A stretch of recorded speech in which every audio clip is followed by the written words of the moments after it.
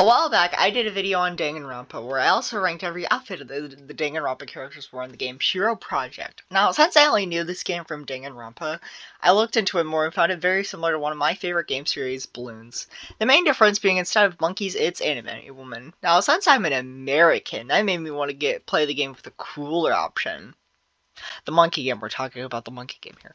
Now, as I said, I love Bloons, especially the Adventure Time collab, so today I thought it'd be fun to rank every tower in Bloons 1 to 3. Now, you may be wondering why Bloons 4 isn't in this video, but honestly that could be its completely own video with how you unlock stuff in various missions. So we'll be sticking with the simpler first 3 games. Also, at the end, we'll average out each game and see which game I like the best. So with that said, let's get poppin'. Bloons 2 greatly helps making more unique tower upgrades. Not here. There's no real point in getting this when the already cheaper Monkey Glue exists. Speaking of, Monkey Glue is similar to Ice Ball slows the Bloons. However, when I play Bloons, I prefer more oppressive ways to defeat the Bloons. I'm sure they can be useful, but I've never really had a use for them. Same as the first, really except a little better since there's less Bloons to deal with. The best version, because there is an upgrade that lets you damage Bloons now. Still never use it. Really cute name, but super slow and not worth the money. Why is this called Bomb Tower? It's clearly a cannon. Similar to Spikeable, really expensive and slow, and this game really has no lead balloons, so more useless. But the name does make me think of Rosé. Ah yes, SpongeBob SquarePants home itself. We're definitely getting to the towers I actually use. The pineapple is great for dealing with leads and large groups of balloons. My only gripe is it takes a bit to explode, but that's what Monkey Glue's for. Plus, there's one object that can be placed quickly I like more, but the pineapple does get the job done. Similar to Bomb Tower, I don't use Tac Tower that often. Its field is small and the upgrades are kind of pathetic. However, it's not that expensive and still generally gets the job done. I like how much less expensive they are, and they're still great with dealing with leads, but they're still slow. Boomerang has a lot of potential, but unfortunately he's bogged down by how slow his boomerang is. I'll have a lot more to say to him when we get to him in Bloons 3. The ultimate version of the cannon, and still kinda useless.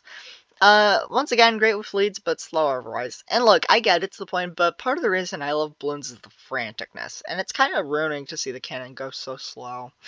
I still like it, and seeing it blow Bloons up. While on its own, it's pretty useless. When placing your towers, it can duplicate all the effects. However, I'd save the 180 you have to spend for a different tower coming up. While not the best iteration, Bloons 2 definitely upgrades Tac Tower for a bigger range, and it's much more faster. Again, not the best iteration, but a step in the right direction. Here we have the first iteration of arguably the most popular monkey in the series. They have a good range, they're pretty fast and cheap. Great to place in rapid succession. The only issue is that the other games do it better.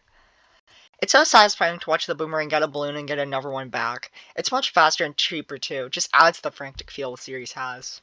Another item that just adds to the frantic feel. It's so good placing one down when balloons escape a tower's field. They're also quite durable as well. Easily my favorite item. Same thing but better because you can see its durability.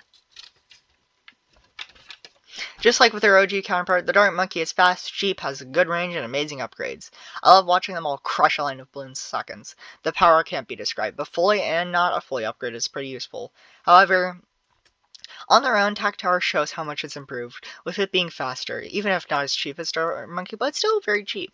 However, once it's fully upgraded is where the real fun begins. Not only does it get the sick army costume, but it also gets blades instead of attacks. No balloon can escape unharmed thanks to the big blades, which is the main reason why it's above Dark Monkey. When you have plenty of attack shooters, you have a guaranteed win. Come on, how could it not be anyone but Super Monkey? Super Monkey on the field, especially fully upgraded, is the biggest flex in Bloons. He has the best speed in the series, popping balloons at lightning speed. He also has a great range too. Sure, he ain't cheap, but he's the ultimate goal to get in Bloons. He's more than worth it, which is why he's the best tower in Bloons. Now, normally I'd say my closing thoughts here, but I thought it'd be fun to average out the scores of each game and see which game has the best towers.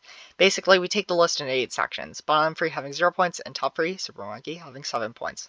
Now, to nobody's surprise, first place goes to the game with the best towers and multiple maps. Second place is honestly a fair place. The growing pains are still obvious, like a lot of towers being useless and the inability to select a map. Still like the difficulty options. And last place is not a bad tower game by any means. However, there's no real reason to come back to it.